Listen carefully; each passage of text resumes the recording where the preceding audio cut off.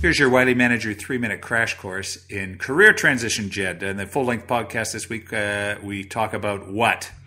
We talked about career transitions. Of a couple of years ago, well, more than a couple now, I suppose, I found myself in a spot where I needed to make some maybe more difficult choices about what I wanted to do and who it was I wanted to work for. So in the course of doing that, I did a lot of research and came up with a few different points that I spent a lot of time thinking about in helping me make my decisions. So we put some of that homework into a simple downloadable worksheet that will, during the full-length version of the podcast, we walk through the different sections of that worksheet that we're going to offer up to Wiley Manager listeners to potentially help them out if they find themselves in the same sort of situation.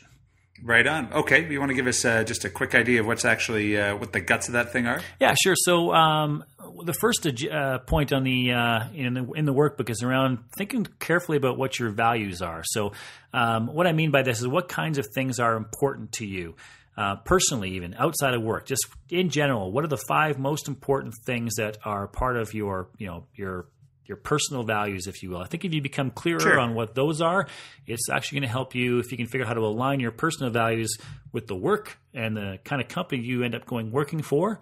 You're going to find yourself more successful and happier in your job. All right. And so we have a bit of a tool within the workbook that helps folks work through some of that and understand what their values actually are. The rest of it may be a bit more normal. So we want to as well talk a little bit about what are your work interests and needs. So what do you like about your current work? What do you not like about your current work? Help you decide, well, what are those things that really get me jazzed up? And what are those things about work that I don't like and I want to try and avoid in my job search? We also talk about strengths and stretch areas. So what kind of things you're really good at and what kind of things take a bit more effort on your part or perhaps you're not good at them at all.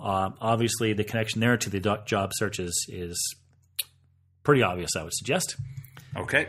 The other thing we have you spend a little time on is thinking about, well, what are some of the skills and experience that I've gathered over the course of the last number of years? And I'm not talking about what kinds of jobs you've held. I'm talking about, well, what kind of skills have you learned, developed over that period of time? You'd be surprised to understand and think about how often those skills are in fact transferable to different industries or even different jobs. So we want to talk about skills, not the kind of jobs that you've held. All right.